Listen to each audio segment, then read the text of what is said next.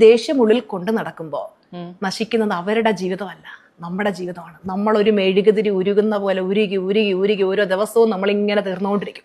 അത് മാത്രമല്ല, മറ്റുള്ളവരെ പറ്റി നെഗറ്റീവ് ചിന്തിക്കുമ്പോൾ നമ്മുടെ ശരീരത്തിൽ നെഗറ്റീവ് കെമിക്കൽസ് ഉണ്ടാകുന്നുണ്ട്. ഇത് ശരീരത്തിൽ അടിഞ്ഞുകൂടി ഓരോ അസുഖങ്ങളായിട്ട് മാറും. അപ്പൊ എന്തിനെ നമ്മൾ അറിഞ്ഞുകൊണ്ട് നമ്മുടെ ജീവിതം നശിപ്പിക്കണം. നമ്മളൊന്ന് ക്ഷമിച്ചു കൊടുക്കാൻ തയ്യാറായാൽ, പുറത്തു കൊടുക്കാൻ തയ്യാറായി കഴിഞ്ഞാൽ എല്ലാ ബന്ധങ്ങളും നമുക്ക് ശക്തമാക്കാം. പുറത്തു കൊടുത്തു കഴിഞ്ഞാൽ എല്ലാം ഓക്കെ ആക്കാവുന്നത്. പിന്നെ ചില ബന്ധങ്ങൾ നമുക്ക് ചിലരോട് സഹകരിക്കാൻ താല്പര്യമില്ല, നെഗറ്റീവാണ്, വിട്ടേക്ക്. വേണ്ടുന്ന ആൾക്കാരോട് നമുക്ക് പറ്റുന്ന നല്ല പോസിറ്റീവായിട്ടുള്ള ആൾക്കാരോട് സഹകരിക്കും. ഈ പ്രണയബന്ധങ്ങളിൽ ഇൻവോൾവ് ആയി പോയി ടീച്ചറെ, നമുക്കിനി എന്ത് ചെയ്യാൻ പറ്റും, എനിക്ക് ഇതിൽ നിന്ന് പുറത്തു വരണമെന്ന് ആഗ്രഹമുണ്ട് എന്ന് പറയുന്ന പെൺകുട്ടികളോ ആൺകുട്ടികളോ ഉണ്ടോ? തീർച്ചയായിട്ടും. അപ്പൊ ചില ബന്ധങ്ങൾ അവർക്ക് ഒട്ടും സൂട്ടബിൾ അല്ല എന്ന് തോന്നുന്നുണ്ടെങ്കിൽ അവർക്ക് തന്നെ തോന്നുന്നുണ്ട് ഇത് മുമ്പോട്ട് പോയി കഴിഞ്ഞാൽ ശരിയാവില്ല. പക്ഷെ ഇന്നത്തേക്ക് പിള്ളേർ ഒരുപാട് പ്രാക്ടിക്കലാണ്. ഞങ്ങളുടെയൊക്കെ സമയത്ത് പോലെ ആ അസ്ഥിക്ക് പിടിച്ച പ്രണയമൊന്നുമില്ല. ഇപ്പൊ ഓക്കേടാ ബായ് എന്ന് പറഞ്ഞ് തീരാവുന്ന കാര്യങ്ങളൊക്കെ ഉള്ളു. പിന്നെ